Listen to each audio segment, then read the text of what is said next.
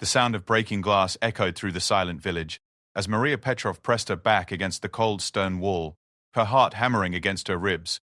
3 months ago, she had been a simple schoolteacher in a small Ukrainian town, worried about lesson plans and parent conferences. Now, with enemy soldiers patrolling just meters away, she clutched a stolen rifle in her trembling hands, knowing that the survival of 37 innocent civilians hiding in the basement below depended entirely on her next move. What transforms an ordinary person into an extraordinary warrior? What happens when a quiet educator becomes a one-woman resistance force behind enemy lines? This is the true story of Maria Petrov, a woman who discovered that sometimes the most unlikely heroes emerge from the darkest moments in history. When her world was torn apart by invasion and occupation, she didn't run, she didn't hide, and she didn't wait for rescue. Instead, she picked up arms and began systematically taking out enemy forces one by one, saving lives and striking fear into the hearts of seasoned soldiers who never expected their greatest threat to come from a 34-year-old mathematics teacher. This is her story. This is how an ordinary woman became a legend. Maria Petrov had always believed that mathematics was the most predictable thing in the world. Numbers never lied, equations always balanced, and problems always had solutions if you worked hard enough to find them. Standing in her empty classroom that Tuesday morning in February, arranging worksheets on her desk while snow fell gently outside the windows, she had no idea that by sunset, every certainty in her life would crumble like chalk dust. The first explosion came at 11:37 in the morning. Maria was explaining fractions to her class of 28 fourth graders when the building shook so violently that the mathematical posters she had carefully laminated fell from the walls. The children looked up at her with wide, confused eyes, and for a moment that seemed to stretch forever, nobody moved. Then came the second explosion, closer this time, and the sound of breaking glass from somewhere down the hallway. Years later, Maria would remember this moment as the exact instant her old life ended. Not when the soldiers arrived, not when the evacuation orders came, but right here. Watching little Dimitri's pencil roll off his desk and onto the floor with a tiny click that somehow seemed louder than the explosions outside. She looked at her students, these children she had taught for 3 years, and saw her own confusion reflected in their faces. The principal's voice crackled through the intercom, trying to sound calm but failing completely. All classes were to move to the basement immediately. This was not a drill. Parents were being contacted. Everyone needed to stay calm and follow emergency procedures. Maria gathered her students, counting heads twice as they filed out of the classroom, their small hands reaching for hers as the building continued to shake around them. In the basement, pressed together with the entire school population, Maria held Anna Mikolova, a quiet girl whose parents worked at the local factory, while the child cried silently into her sweater. Through the small basement windows near the ceiling, they could see Boots running past, hear shouting in languages that didn't belong in their peaceful town. The mathematics teacher who had spent her morning explaining that 2 + 2 always equals 4 was learning that some things in life refuse to follow logical rules. The evacuation order came 3 hours later. Enemy forces had entered the town. All civilians were to leave immediately, taking only essential items. They had 2 hours to gather their belongings and report to the main square for organized transport to refugee centers 50 kilometers away. Maria helped organize the children, making sure each one found their parents or guardians in the chaos outside the school. She watched families load their entire lives into whatever vehicles they could find, saw their neighbors struggling to decide what memories were worth carrying and what had to be left behind. But when Maria reached her small apartment above the bakery where she had lived for 8 years, she discovered her escape route had already been cut off. Through her kitchen window, she could see enemy checkpoints being established at both ends of the main road. Soldiers were stopping vehicles, checking papers, separating men from women and children. She watched in growing horror as Mr. Pessin fell back. Volkov, the elderly man who ran the hardware store, was pulled from his truck and forced to his knees in the street. Her phone buzzed with a text message from her sister Katya, who lived 2 towns over. Roads are blocked. Can't get to you. Hide until we can find another way. I love you. Maria stared at the message, reading it 3 times before the reality sank in. She was trapped. Her town was now enemy territory, and she was completely alone. As darkness fell, Maria sat in her darkened apartment, listening to the sounds of occupation below. Heavy vehicles rumbling through streets where children had played hopscotch just yesterday. Boots marching in formation past the flower shop where Mrs. Petrova had sold roses for 30 years. harsh voices giving orders in a foreign language, punctuated by the occasional sound of doors being kicked in and families being questioned. She tried to make sense of what had happened. This morning she had been Maria Petrov, mathematics teacher, whose biggest worry was whether she had enough copies of tomorrow's quiz. Tonight she was Maria Petrov, trapped civilian, listening to her world being carved up by strangers who saw her home as nothing more than territory to be claimed. The woman who had spent years teaching children that every problem had a solution was facing a problem that seemed to have no answer at all. Around midnight, she heard footsteps on the stairs leading to her apartment. Slow, deliberate steps that paused at each landing. Maria pressed herself against the wall beside her front door, hardly daring to breathe. The footsteps stopped directly outside her apartment. She could see a shadow moving under the crack of the door, could hear someone breathing on the other side of the thin wood, that suddenly seemed like no protection at all. After what felt like hours but was probably only minutes, the footsteps moved on. Maria remained frozen against the wall until dawn began to creep through her windows, bringing with it the sounds of a new day in occupied territory. Trucks moving equipment, soldiers setting up positions.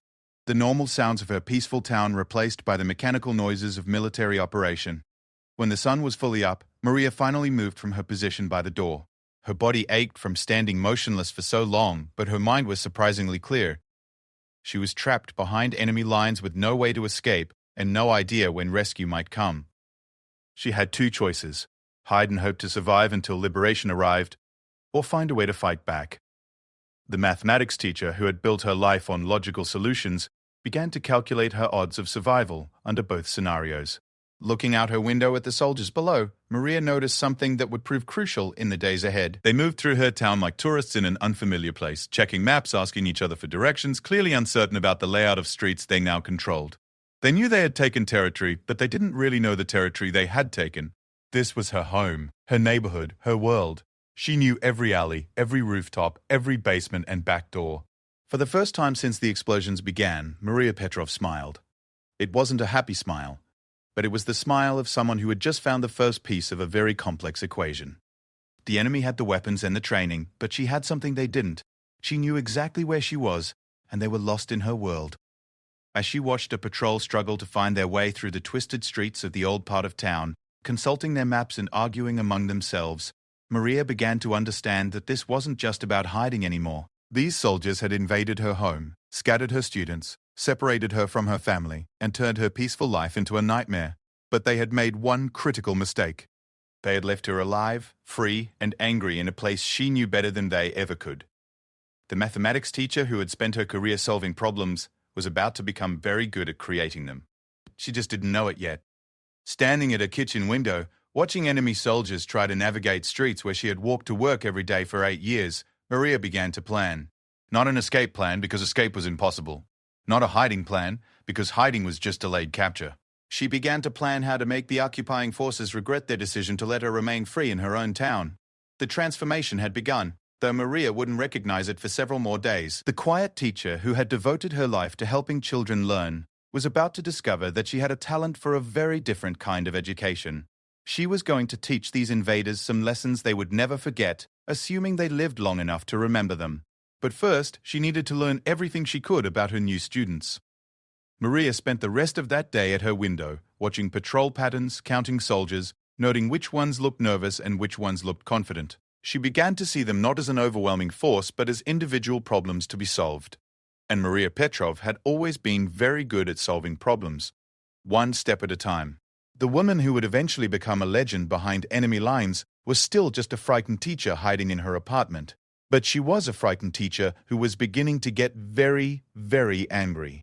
And anger, Maria was about to discover, could be just as powerful as any weapon, if you knew how to use it correctly. The first day of occupation was ending. The first day of resistance was about to begin. Maria spent the next 3 days studying her captors with the same methodical attention she had once devoted to lesson plans. From her apartment window, she observed patrol schedules, documented guard rotations, and mapped the positions of newly established checkpoints. What she discovered surprised her. These soldiers, despite their weapons and training, operated with predictable patterns that reminded her of mathematical sequences. The morning patrol always left the main square at 8:15, took exactly 43 minutes to complete their circuit through the residential area, and returned by the same route they had taken. The evening guard change happened precisely at 6:30. creating a 12-minute window when the intersection below her apartment was completely unwatched. The supply trucks arrived every second day at 2 in the afternoon, always parking in the same spot behind the old church while soldiers unloaded equipment and food. But it was on the 4th day that Maria discovered something that changed everything. She watched a young soldier, barely out of his teens by the look of him, struggle to open a can of military rations during his lunch break. He sat alone on the steps of the post office, fumbling with a broken can opener while his patrol partners smoked cigarettes around the corner. When he finally gave up and threw the unopened can into the street in frustration, Maria realized these occupying forces weren't the unstoppable military machine they appeared to be. They were just people, far from home, making mistakes and dealing with small daily problems like everyone else. That evening, as she rationed her dwindling food supplies, Maria made a decision that would have seemed impossible a week earlier. Instead of continuing to hide and hope for rescue, she was going to take action, not the kind of dramatic action you see in movies, but the kind of careful, calculated action that a mathematics teacher might devise. She was going to start solving the problem of occupation one small piece at a time. Her first target wasn't a soldier or a checkpoint, it was information. Maria knew that Mr. Petrov, who ran the small electronics repair shop 3 blocks away, had a ham radio hidden in his basement. If he was still in town, and if the radio still worked, she might be able to establish contact with the outside world and learn what was really happening beyond her occupied neighborhood. Getting to the electronics shop required crossing 6 blocks of enemy-controlled territory without being seen. Maria studied the patrol routes she had mapped over the past 4 days and identified a path that would keep her in blind spots and empty buildings. She would move during the evening guard change when the 12-minute gap in coverage gave her the best chance of reaching her destination undetected. At exactly 6:30 on Thursday evening, Maria slipped out of her apartment building through the back entrance that opened onto an alley behind the bakery. She moved quickly but carefully, staying close to walls and avoiding windows where light might reveal her silhouette. The town she had known for 8 years looked alien under occupation, with military vehicles parked where flower boxes used to sit, and sandbag barriers blocking streets where children had ridden bicycles. The electronics shop was dark and appeared empty, but Maria knocked on the back door using the special pattern that Mrs. Petrov had taught her years earlier when she occasionally helped with inventory. After a long moment, she heard movement inside, and the door opened just wide enough to reveal Mr. Petrov's weathered face, his eyes wide with surprise and fear. "Maria? My God, we thought you had evacuated with the others. What are you doing here?" He pulled her quickly inside and locked the door behind her, his hands shaking slightly. "The roads were blocked before I could leave," she whispered. "I've been hiding in my apartment, watching them." "Mr. Petrov, do you still have the radio?" The old man nodded slowly. "Yes, but it's dangerous. They've been scanning frequencies, looking for resistance communications. If they catch us using it, I need to know what's happening out there." Maria interrupted. "How long before help arrives? What's the military situation?" "I can't make plans without information, Mr." Petrov studied her face in the dim light filtering through the covered windows. "Plans?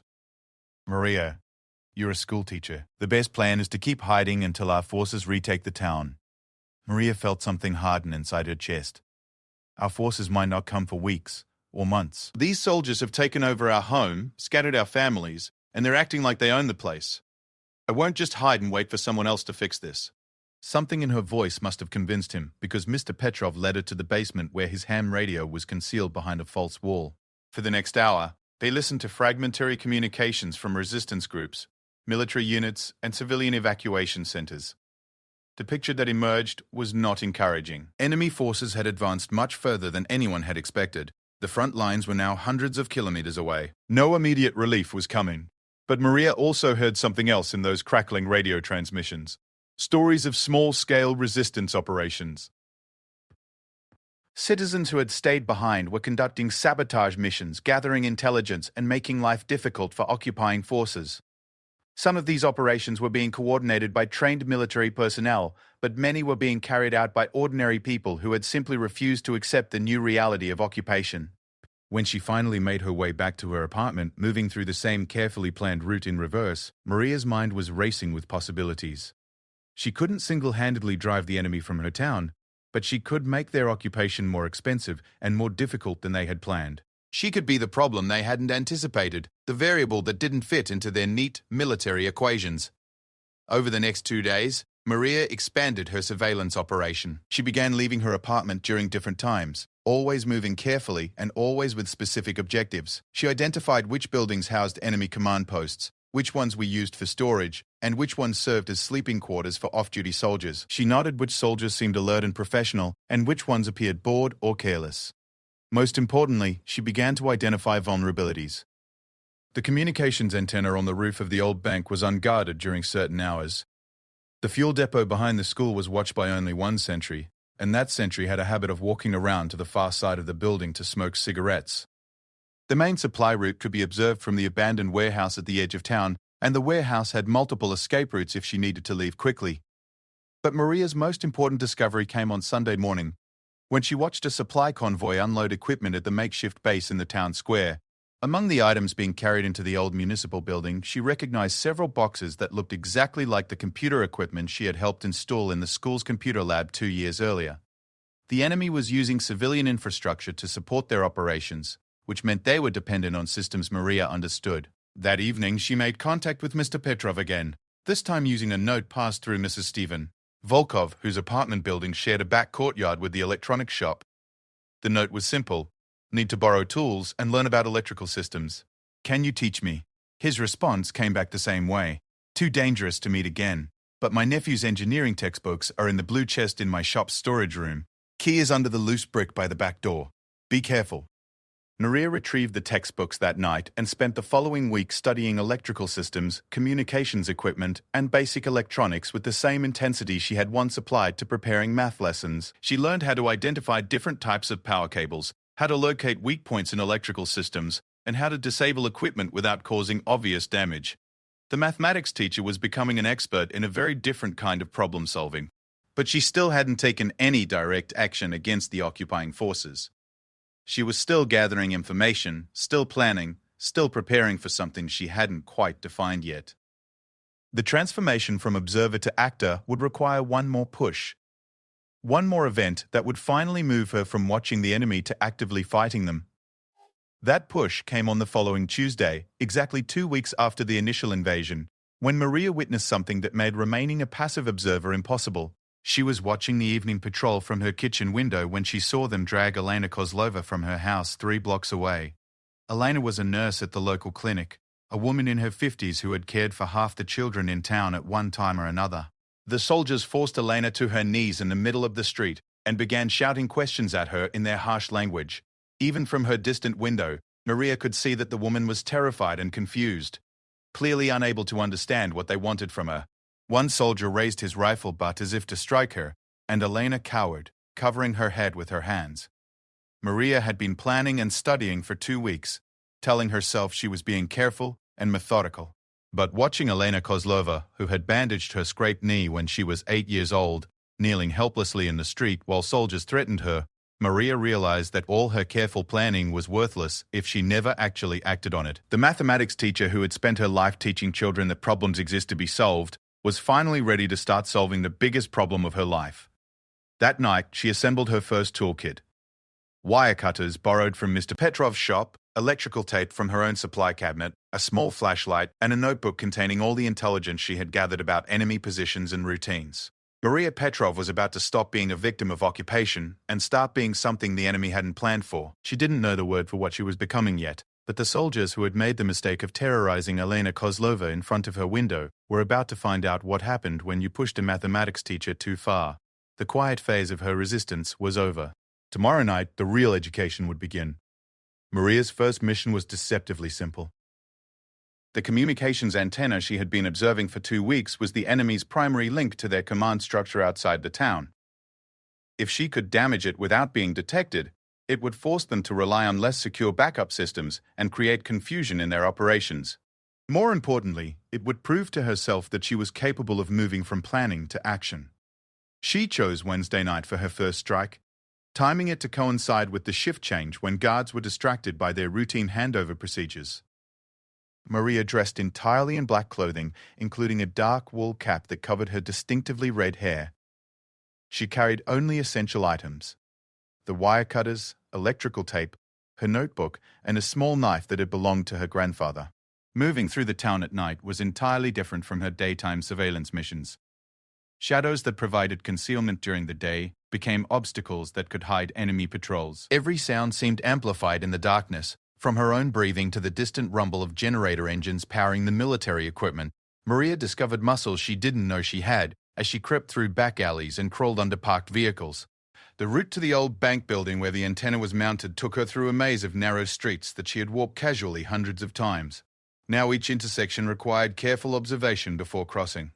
Each doorway could conceal a sentry. Each window might hide eyes watching for exactly what she was doing. The mathematics teacher who had lived her entire adult life according to predictable schedules was learning to move like smoke through her own neighborhood. Reaching the bank building was only half the challenge. The antenna was mounted on the roof, 3 stories above street level, accessible only through a maintenance door that she hoped was still unlocked from when repair workers had installed the equipment 2 weeks earlier. Maria approached the building from the rear, where loading docks provided cover from the main street patrols. The maintenance door was indeed unlocked, but it opened with a rusty squeak that seemed loud enough to wake the entire town. Maria froze, listening for any sign that someone had heard the noise. After counting to 60 with no response, she slipped through the door and began climbing the narrow service stairs that led to the roof. Each step felt like a small victory and a new risk. If someone discovered her now, there would be no escape route, no plausible explanation for why a civilian was climbing to the roof of a building housing enemy communications equipment. Maria pushed these thoughts aside and focused on counting steps, breathing quietly and moving upward 1 level at a time.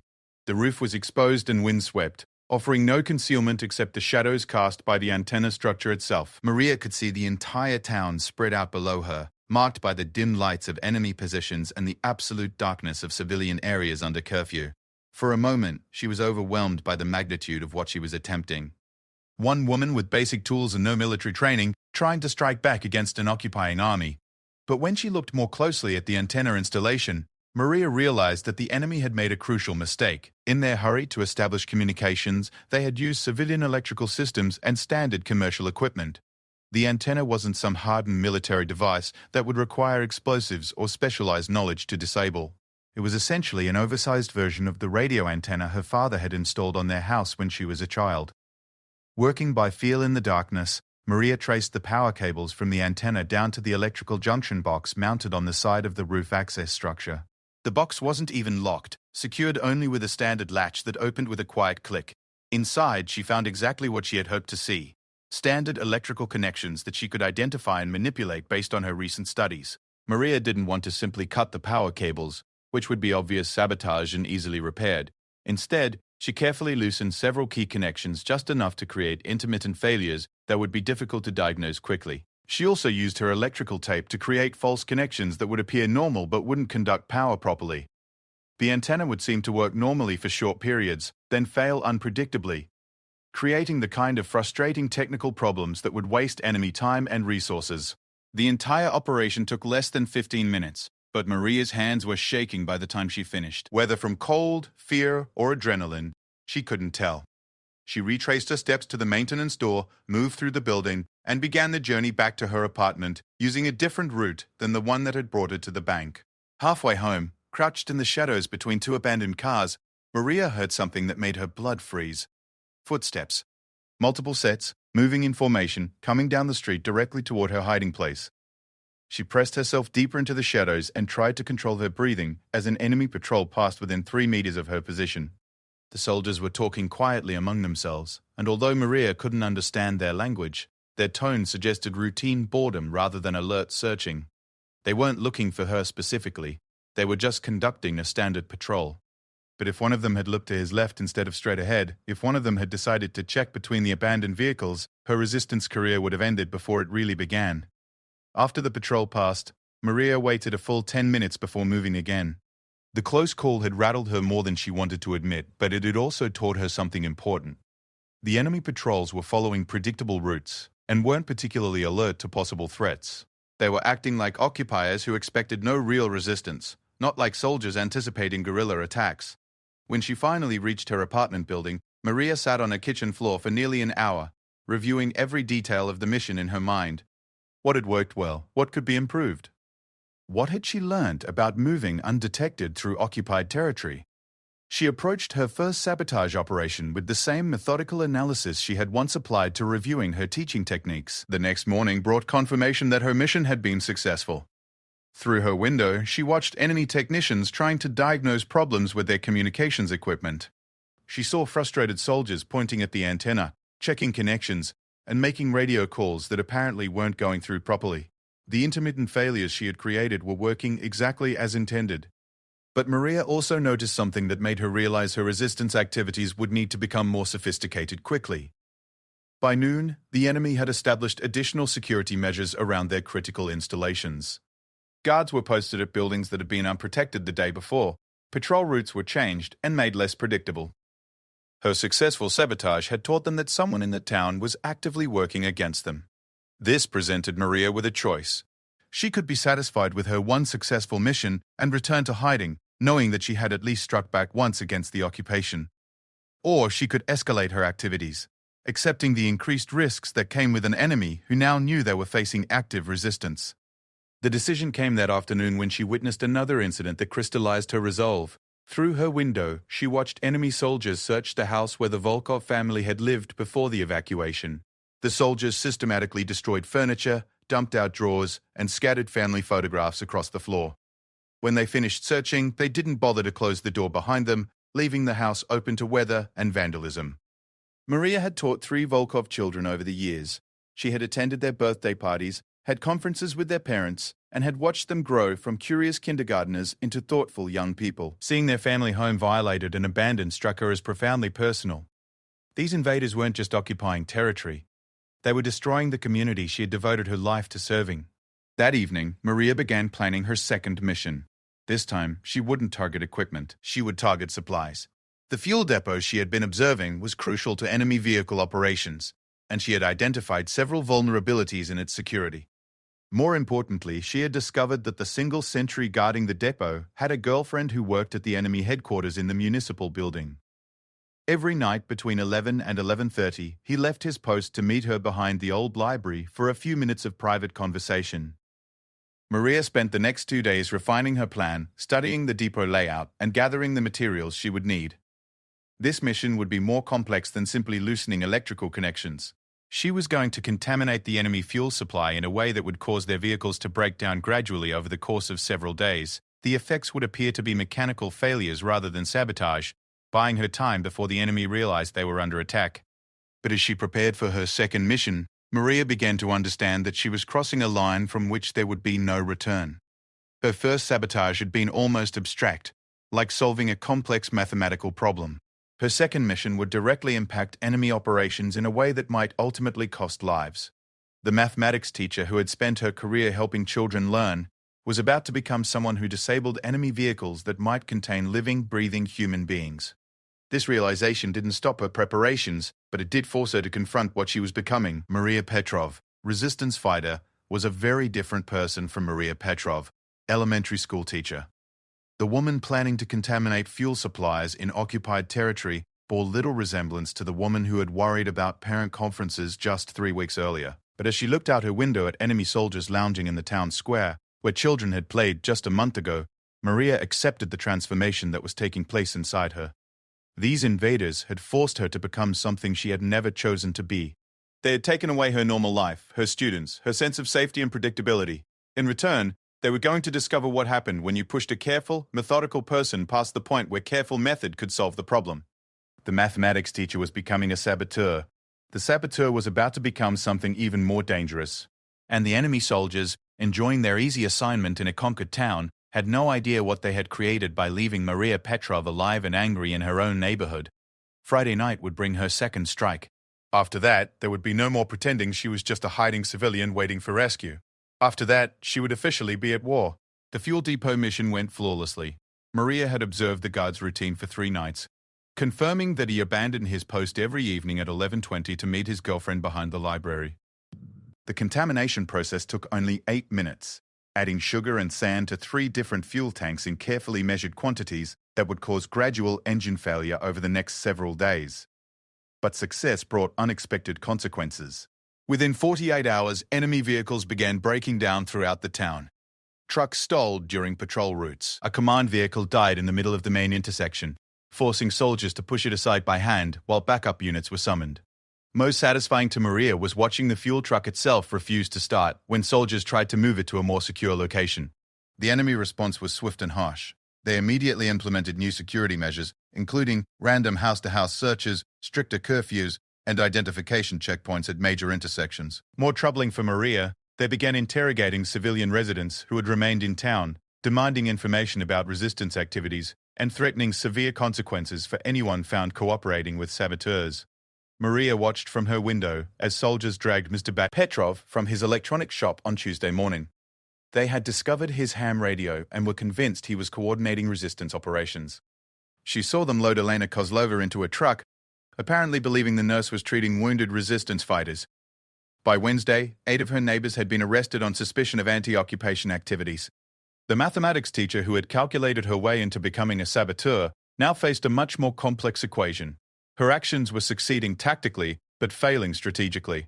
Every successful mission made life more dangerous for the innocent people trapped in town alongside her. The enemy couldn't catch her directly, so they were punishing everyone else in hopes of forcing the community to give her up. This realization forced Maria to make a crucial decision about the nature of her resistance. She could continue her current approach, accepting that innocent people would suffer as collateral damage from her war against the occupiers. She could stop entirely, allowing the arrests to end but conceding victory to the enemy. Or she could escalate in a way that drew enemy attention away from civilians and onto herself personally. Maria chose escalation, but with a strategic modification that would change everything about her approach to resistance. Instead of continuing to hide her identity while conducting sabotage, she would begin leaving calling cards that identified her as the source of enemy problems. She would make herself a specific target, giving the occupiers a person to hunt instead of a community to terrorize. Her first signed mission targeted the enemy communications center in the old post office building. Maria had been studying this facility for weeks and had identified its primary vulnerability. The building's electrical supply came through an exposed transformer mounted on a utility pole behind the structure. Disabling the transformer would eliminate power to the entire communications operation while making it clear that the attack was conducted by someone with specific technical knowledge. But this mission would be different from her previous operations in one crucial way. Maria planned to leave evidence that would identify her personally as the saboteur. She wrote a note in her careful teacher's handwriting. "This is what happens when you make a mathematics teacher angry. You cannot solve this equation through force. -M. Petrov, apartment 3B, Kuznetskaya Street." The note was an enormous risk that violated every principle of clandestine operations. It would make her apartment a target and eliminate any possibility of returning to anonymous hiding.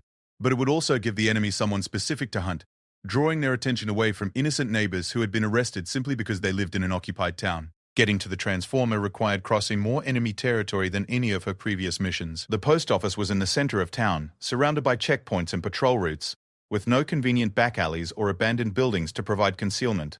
Maria would need to move through areas that were actively monitored, disable the transformer despite being exposed on a utility pole visible from multiple directions, and escape from the center of enemy territory with every patrol in town potentially looking for her. She chose Saturday night for the mission, reasoning that weekend guard rotations might be less alert than weekday operations. Maria dressed in her darkest clothes and carried a small backpack containing wire cutters, a wrench set, electrical tape, and her signed note. She also carried something new, a kitchen knife from her apartment, because she finally accepted that this mission might require her to fight her way out rather than slip away undetected. The journey to the post office took nearly 2 hours, moving through a complex route that kept her in shadows and avoided known checkpoint positions. Twice she had to hide motionless for long periods while enemy patrols passed nearby. Once she had to crawl under a military truck to avoid being seen by guards who were smoking cigarettes just 5 meters away from her position. When she finally reached the utility pole behind the post office, Maria discovered that the transformer was higher above ground than she had estimated from her distant observations.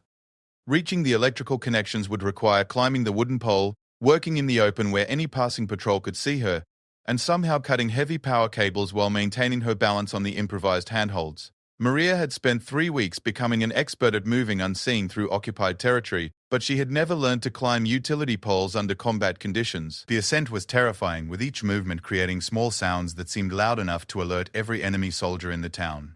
Halfway up the pole, her foot slipped on the wooden crossbeam, and for several seconds she hung from her handholds while fighting to regain her footing without falling or making noise. Working at the top of the pole, Maria could see the entire town spread out below her. Enemy positions that she had only glimpsed from ground level were clearly visible from this elevated perspective. She could see patrol routes, checkpoint positions, and what appeared to be a new installation being constructed in the old-school gymnasium. The view was tactically valuable but psychologically overwhelming. From this height, the enemy presence looked even more extensive and permanent than she had realized.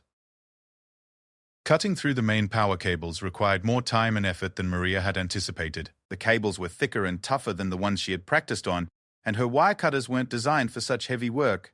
Each cut took dozens of careful squeezes, with metal strands separating one at a time while she fought to maintain her balance and listen for approaching patrols. When the final connection was severed, the entire communication center went dark. Every light in the post office disappeared simultaneously, along with the humming sound of electronic equipment that had provided constant background noise in the town center. The sudden silence was so complete that Maria could hear conversations from enemy positions hundreds of meters away. She climbed down from the pole as quickly as possible and attached her signed note to the base of the transformer where investigators would find it. The note felt like both a declaration of war and a suicide note. By identifying herself personally, Maria was accepting that her life as a hidden civilian was over. From this moment forward, she would be a known enemy combatant with a specific apartment address and a full name in enemy files.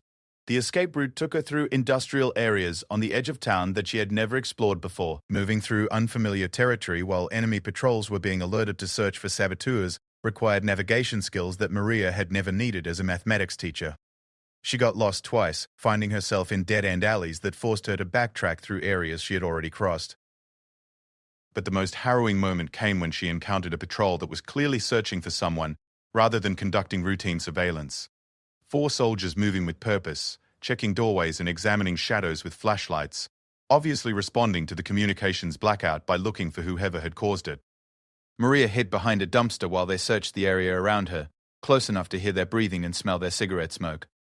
One soldier walked directly past her hiding place, his boots stopping just centimeters from where her hand was pressed against the ground. If he had looked down instead of straight ahead, if he had decided to check behind the dumpster, if he had heard her heart beating against her ribs, her resistance career would have ended in capture or death. But after a few seconds, that felt like hours. The soldier moved on to search the next potential hiding spot. Maria reached her apartment building at dawn, exhausted and shaking from adrenaline and cold. But as she climbed the stairs to her third-floor apartment, she could hear enemy vehicles converging on the town center and harsh voices coordinating search operations. Her mission had clearly succeeded in disrupting enemy communications, but it had also triggered a massive response that would make future operations exponentially more dangerous. More importantly, by signing her note with her real name and address, Maria had crossed the line from anonymous saboteur to identified enemy combatant. Within hours, every soldier in town would know that Petrov from apartment 3B on Kuznetskaya Street was responsible for the attacks on their operations. Her apartment would be surrounded, searched, and probably destroyed.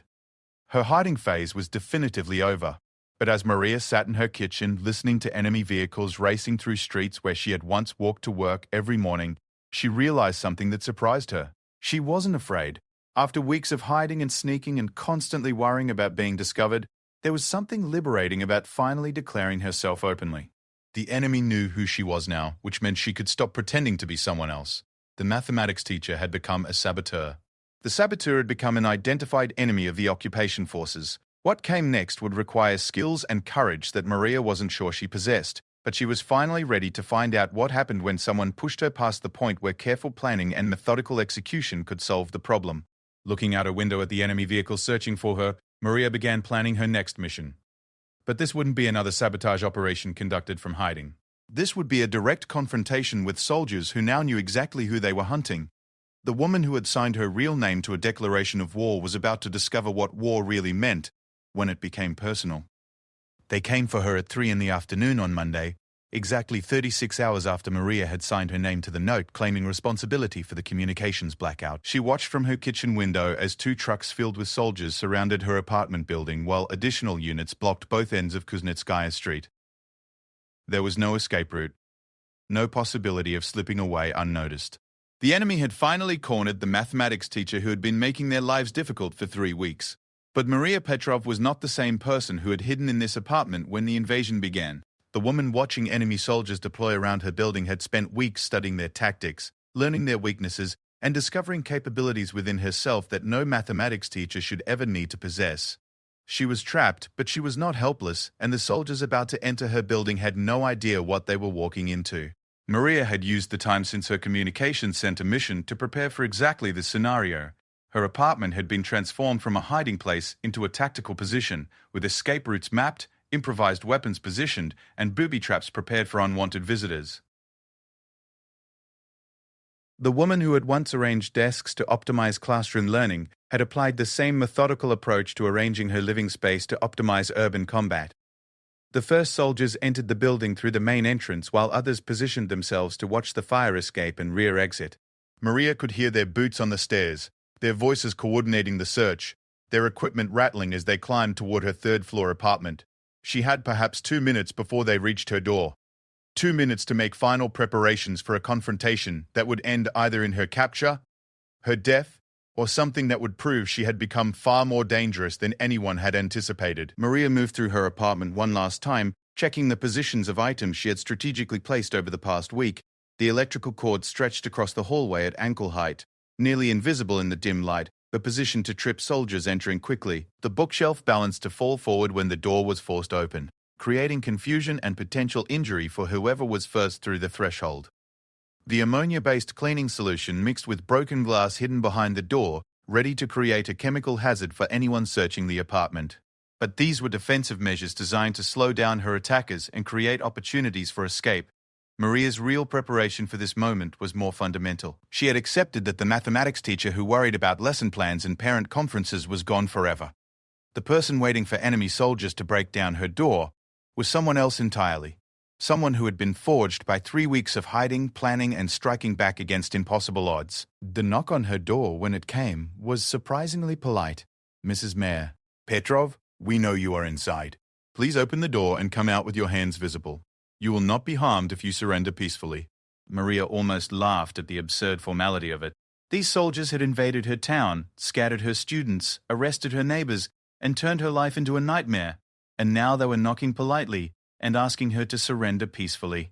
The mathematics teacher, who had always followed rules and expected others to do the same, might have been tempted to trust their promise of safety. But the woman Maria had become understood that surrendering meant interrogation, torture, and eventual execution. The enemy needed information about resistance operations they suspected she was coordinating. They needed to make an example of someone to discourage other potential saboteurs. They needed to demonstrate that defying the occupation would be punished severely and publicly. "Mrs. Petrov, you have 30 seconds to open this door voluntarily. After that, we will enter by force." Maria used those 30 seconds to position herself in the kitchen, where she had the best view of the apartment entrance and access to multiple escape routes. She held the heaviest knife from her kitchen set in one hand and a bottle of homemade explosive device crafted from household chemicals in the other. The mathematics teacher had become someone who understood that some equations could only be solved through violence. When the door exploded inward, the bookshelf fell exactly as Maria had planned, striking the first soldier through the entrance and sending him tumbling backward into the men behind him. The electrical cord caught the second soldier's feet, dropping him hard onto the broken glass and chemical mixture that immediately began burning his exposed skin. The narrow hallway that led to her apartment became a tangle of confused, injured soldiers trying to advance through hazards they hadn't anticipated. But there were more soldiers than Maria had expected, and they adapted to her defensive measures much faster than she had hoped. While the first wave struggled with her improvised obstacles, additional soldiers were already moving through the building's other entrances, climbing the fire escape, and positioning themselves to prevent her escape through windows or alternative routes. Maria realized that her apartment defense was buying her time, but not providing a permanent solution. She needed to get out of the building entirely, and she needed to do it before the enemy could surround her position completely. The woman who had spent weeks learning to move invisibly through occupied territory was about to attempt her most challenging navigation yet, fighting her way out of a building filled with soldiers who knew exactly where she was. The first soldier who reached her kitchen received the full contents of her homemade explosive device directly in his face, followed immediately by the kitchen knife driven into his shoulder with surprising force. Maria had never hurt another human being before 3 weeks ago, but the woman defending her home fought with the precision and ruthlessness of someone who understood that mercy meant death. She moved through her apartment using routes she had practiced dozens of times, grabbing weapons and supplies she had positioned strategically throughout the space. From her bedroom, she retrieved a rope made from tied bed sheets that she had prepared for emergency escape. From her bathroom, she collected a bag of improvised weapons and chemical irritants that she had assembled from household supplies. The bathroom window opened onto the building's rear courtyard, where Maria had observed that enemy soldiers positioned themselves predictably during building searches. She could see 3 soldiers below, standing in formation, while watching for anyone attempting to escape through the lower-level exits. They weren't looking upward, assuming that someone trapped on the 3rd floor would try to reach ground level rather than climb higher. Maria tied her rope to the bathroom fixtures and began lowering herself toward the 2nd-floor balcony belonging to Mrs. Volkov's apartment. The descent was terrifying, not because of the physical danger, but because it required her to move slowly and deliberately, while soldiers just meters away were searching for her with increasing urgency. One upward glance from any of the guards below would end her escape attempt immediately. But halfway down the rope, Maria heard something that made her freeze in position. Voices from inside Mrs. Cordia Volkov's apartment. Enemy soldiers were searching every unit in the building, not just her own. The apartment she was descending toward was already occupied by soldiers who would certainly see her the moment she reached the balcony level. Hanging motionless on her improvised rope, Maria faced a tactical problem that had no good solution. She couldn't continue down to the occupied apartment. She couldn't climb back up to her own apartment, which was now fully under enemy control. She couldn't drop to the courtyard, where soldiers were actively watching for escapees. She was suspended between floors, completely exposed, with enemy forces above and below her position. The mathematics teacher who had built her life on logical problem-solving was facing a situation where logic offered no answers. But the woman she had become understood that some problems could only be solved by creating new variables that changed the entire equation. Maria pulled the pins from 2 of her homemade explosive devices and threw them through the open window of Mrs. Volkov's apartment. The explosions that followed created exactly the chaos and confusion she needed. Soldiers inside the apartment were suddenly dealing with smoke, fire, and injuries instead of watching for escaping resistance fighters. The guards in the courtyard turned their attention toward the 2nd-floor emergency rather than monitoring possible escape routes. In the confusion that followed, Maria swung herself toward the fire escape ladder on the building's side wall, dropped the final 3 meters to the courtyard, and sprinted toward the narrow alley that connected to the maze of back streets where she had learned to move invisibly. Behind her, she could hear shouting, gunfire, and the sounds of soldiers trying to coordinate their response to an enemy who had just demonstrated that she was far more dangerous than anyone had anticipated. But as Maria disappeared into the urban landscape where she had spent weeks becoming an expert in survival and evasion, she understood that everything had changed. She was no longer a hidden saboteur conducting occasional operations against enemy infrastructure. She was now an active combatant who had just fought her way out of a building filled with soldiers specifically hunting for her. The enemy would not underestimate her again. More importantly, Maria realized that her resistance activities had evolved beyond simple sabotage. She had just proved that a single person with sufficient motivation and preparation could engage enemy soldiers directly and win. The mathematics teacher had become something that military textbooks had no name for. An urban warfare specialist who understood the occupied territory better than the forces trying to control it. Over the following weeks, as enemy forces launched increasingly desperate operations to capture the woman who had humiliated them, Maria Petrov continued her education in subjects no teacher should ever need to learn. She studied how to ambush patrols, how to set traps for enemy vehicles, and how to turn every building in her town into a potential fortress or weapon. The soldiers who had invaded her peaceful community, expecting easy occupation duty, found themselves facing an enemy who knew every rooftop, every basement, and every hidden passage in the urban environment they were trying to control. They were fighting someone who had transformed from a victim into a predator, someone who understood that mathematics and warfare both involved solving complex problems by breaking them down into manageable components. Maria's story became a legend that spread far beyond her occupied town, inspiring other trapped civilians to discover what they were capable of when pushed beyond the limits of normal life. The mathematics teacher who had worried about parent conferences had become proof that ordinary people could accomplish extraordinary things when they finally decided that surrender was not an option. But for Maria herself, standing on a rooftop watching enemy soldiers search the streets below for someone they would never catch, the transformation was complete. She was no longer Maria Petrov, the mathematics teacher. She was no longer even Maria Petrov, the resistance fighter. She had become something new entirely. A woman who had learned that some lessons can only be taught through force, and some students only learn when failing the exam means never getting another chance to take it. The enemy soldiers hunting for her through the streets of her hometown were about to receive an education they would never forget, taught by a teacher who had finally found a subject she was truly passionate about. The mathematics of urban warfare, where every problem had a solution if you were willing to calculate the cost and pay the price for getting the right answer. And Maria Petrov had always been very, very good at mathematics.